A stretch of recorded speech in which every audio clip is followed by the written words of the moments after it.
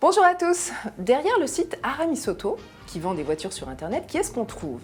Eh bien 330 collaborateurs, moyenne d'âge 28 ans, des acheteurs, des chefs de produits, des conseillers commerciaux, des informaticiens et des dirigeants qui disent manager par les valeurs. Oui, mais lesquelles? Et en quoi ça change la façon de travailler des salariés et des candidats qui les rejoignent? Alors je vous propose de découvrir l'employeur Aramis Auto avec Nicolas Chartier, l'un des cofondateurs du site.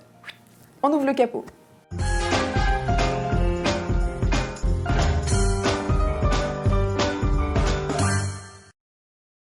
Bonjour Nicolas Chartier. Bonjour. Soyez le bienvenu. Merci. Alors acheter une voiture sur Internet sans l'avoir essayé, ça marche. Ça fait 14 ans que ça marche apparemment. Hein. Oui, ça marche très bien et puis on peut vraiment l'essayer puisqu'en réalité, comme c'est satisfait ou remboursé, on a 15 jours ou 1000 km pour pouvoir la ramener. Donc c'est l'essai le plus long du monde. Oui, le plus long du monde. Une croissance de combien cette année ? Alors on fait en moyenne entre 20 et 30% de croissance par an depuis le lancement de l'entreprise. Votre succès, vous le devez aussi à vos équipes. Oui, bien forcément. entendu. Vous dites que vous avez des équipes pro et sympas et surtout motivées. Alors ça, vous pouvez en apporter la preuve. Comment vous le mesurez ? Alors, le pro est sympa, c'est quelque chose qu'avec Guillaume Paoli, mon associé, en fait, on a lancé la société tous les deux et c'est un truc qui, dès le départ, d'ailleurs, qu'on tient de notre un ami, un ancien associé, oui. C'était un peu une manière de résumer la manière dont on voulait être. C'est-à-dire qu'une start-up, c'est souvent très sympa, c'est pas toujours très pro. Ouais. Donc nous, on voulait être sympa, mais on veut être pro. Donc c'est vrai qu'il y a une image de rigueur de l'entreprise, mais qui doit toujours se faire dans un univers et dans une ambiance sympa. On a un baromètre interne qu'on fait une fois par an et un baromètre Great Place to Work qu'on fait une fois par an aussi, donc, et qui nous a amené à être 2 fois de suite Great Place to Work. Ouais, donc entreprise où il fait bon travailler. Exactement. Et on va le détailler justement après. Quand même, là, vous dites aussi que vous avez des salariés motivés. La motivation, ça ne descend pas sur un salarié comme le Saint-Esprit. Hein, ça se nourrit, la motivation d'un salarié. Alors, qu'est-ce que vous faites ? Qu'est-ce que vous mettez dans le cocktail chez Aramis Auto pour les rendre justement motivés ? Trois petites choses. Donc, déjà, on va chercher des candidats qui vont avoir un état d'esprit particulier, qui vont avoir un état d'esprit entrepreneur, qui vont s'intéresser avant tout à un projet. Qui vont avoir beaucoup d'énergie, du dynamisme et qui sont très positifs. Premièrement, et deuxièmement, on fait en sorte en termes de communication en interne d'être extrêmement transparent sur la stratégie de l'entreprise, sur où on en est. On partage absolument tout avec eux. Il n'y a pas vraiment de secret. Tous les mois, par exemple, Guillaume et moi, on fait une réunion qui est diffusée sur YouTube en interne, vidéo pendant un quart d'heure, une demi-heure, où on leur présente tous les résultats de l'entreprise, ce qu'a été, ce qui a moins bien été. Tout va toujours pas bien, enfin, tout va pas toujours bien. Ouais. Ils ont le droit de vous poser mais quand des ça questions, va pas, on leur dit aussi. Oui, bien sûr, ils posent des questions. C'est par vidéo interposée. Ils posent des questions à travers notre réseau social. Donc en fait, en live, c'est un format de chat. Ils peuvent poser des questions qui apparaissent. Effectivement, il y a des questions en direct. Ouais. Et vous répondez à toutes les questions? On répond bien sûr à toutes les questions. Vous n'alliez pas me dire non, hein, de toute façon. Si, mais on répond à toutes les questions. Et elles sont parfois... on aime bien quand il y a des questions qui ne sont pas sympas, en fait. Ah bon? Mais non, mais on aime bien quand on nous challenge, quoi, finalement. Parce qu'on sait qu'il y a toujours des manières de s'améliorer dans la manière de gérer les ressources humaines. Ouais. Alors je disais au départ que vous aviez un management par les valeurs. Hein. Vous écrivez dans vos plaquettes, on peut le voir. Notre différence, c'est de travailler en partageant des valeurs communes sur lesquelles nous ne transigeons pas. C'est quoi ces valeurs sur lesquelles vous ne transigez pas? Oui, la rigueur, l'exactitude, effectivement. Oui, enfin, les 3 valeurs clés en fait sur lesquelles on s'appuie et qui ont été déterminées avec les collaborateurs en fait, hein, notamment à travers notre réseau social d'entreprise, où on leur a demandé c'est quoi pour vous les valeurs d'Aramis Auto, puisqu'en fait c'est vrai que les valeurs, c'est souvent tarte à la crème, et on disait on a des valeurs, on a plein de valeurs. Et finalement, voilà, exactement. Mais c'est des mots, tout ça. On leur a demandé c'est quoi pour vous, alors ça remonte à il y a à peu près 2 ans et demi, on leur a demandé c'est quoi pour vous les valeurs d'Aramis et comment vous les exprimeriez. Et donc chacun, alors ceux qui voulaient ont répondu. Il y a tout un tas de verbatim autour de ça. Et on en a fait une synthèse en 3 valeurs qui sont justement ambition, confiance et engagement. Mais ambition... Oui, justement, derrière... Il faut être ambitieux pour derrière, venir il y a chez des vous. choses. C'est-à-dire, ambition, c'est qu'il faut partager une ambition commune. L'ambition, il y a une grosse ambition au niveau de l'entreprise, un gros projet. On est sur un marché qui est extraordinairement important. On a des ambitions de croissance très très fortes. On a l'ambition de devenir la solution préférée du consommateur pour changer de voiture. Donc, ce n'est pas un petit projet. En Europe aussi, d'ailleurs. Oui, on veut avoir des collaborateurs qui soient eux-mêmes ambitieux, parce que c'est avec des collaborateurs ambitieux qu'on va servir l'ambition de l'entreprise. Et c'est à nous aussi de les aider dans la réalisation de leur ambition. Donc c'est dans les deux sens, c'est entreprise-collaborateur, collaborateur-entreprise. On n'aura pas le temps de dérouler toutes les valeurs, mais enfin, on voit la façon dont vous les avez conçues et de la façon dont vous essaimez.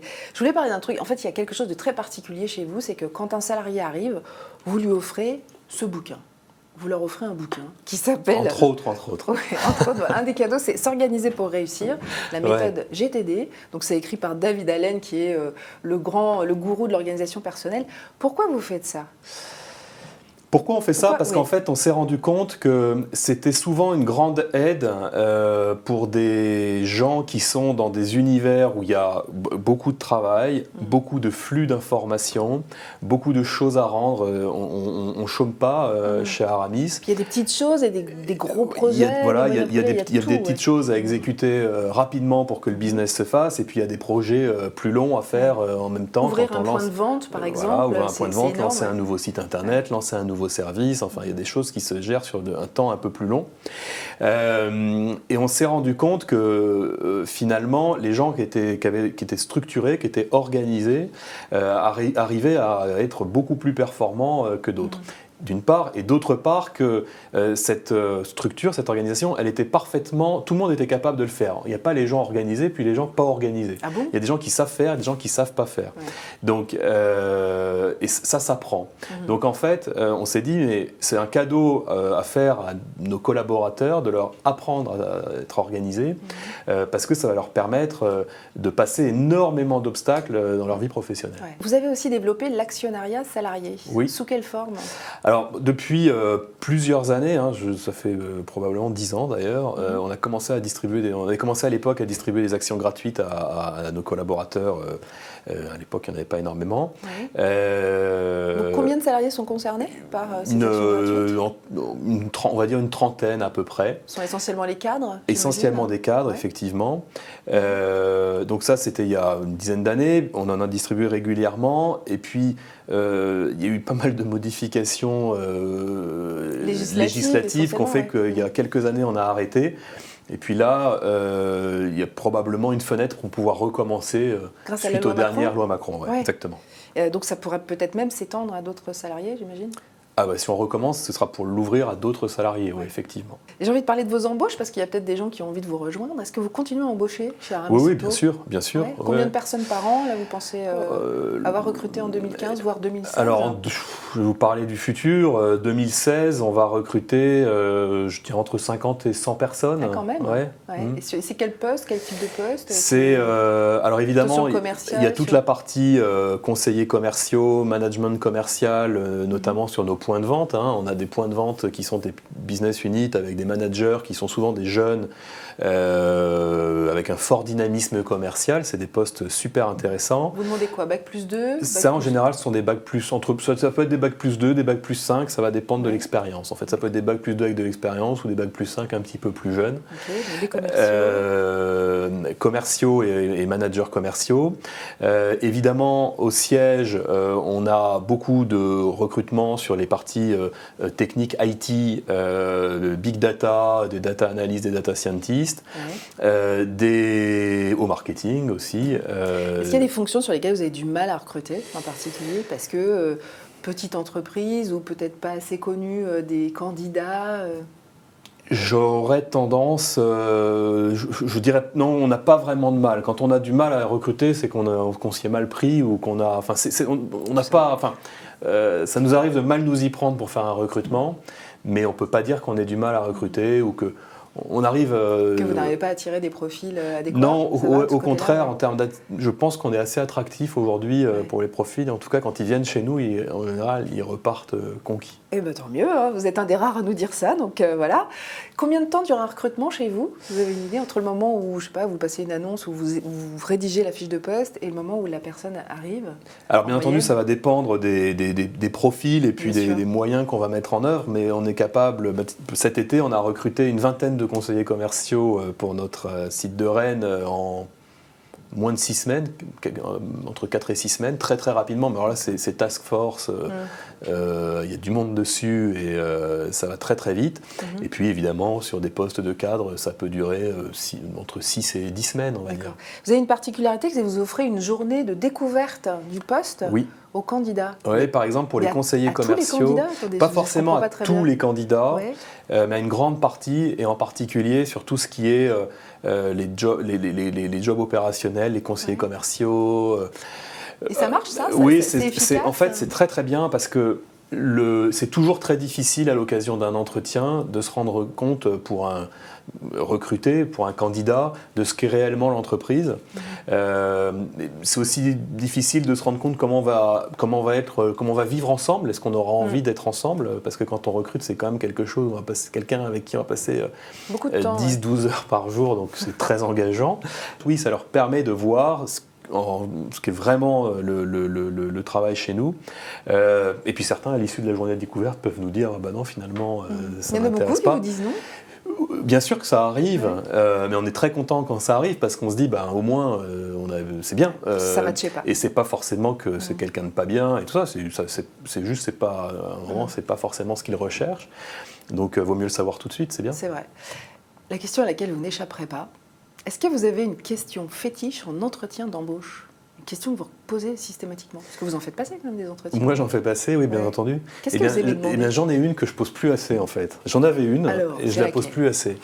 J'avais l'habitude, je le fais moins maintenant, mais j'avais l'habitude de demander aux candidats quelles étaient les 3 personnes qu'ils admiraient le plus en fait. Ah oui. Ça vous sert à quoi de savoir ça? Ça permet de voir comment finalement ça permet de refléter ce que sont les valeurs du candidat, les valeurs qu'ils vont rechercher, ou le type de personnes avec lesquelles il aime travailler. Parce que si je vous dis que j'aime beaucoup De Gaulle, oui, c'est un peu ambigu mais on a une salariée qui m'avait dit qu'elle... Enfin, je dirais pas parce que c'est... On a des hommes politiques, parfois, alors ça peut être très c'est très intéressant, très clivant. Effectivement, ça peut être très clivant. Merci beaucoup, Nicolas Chartier, d'avoir répondu à toutes ces questions. Vous pouvez, pourquoi pas, poser des questions sur cette interview, sur nos pages réseaux sociaux, sur nos sites internet. À très bientôt.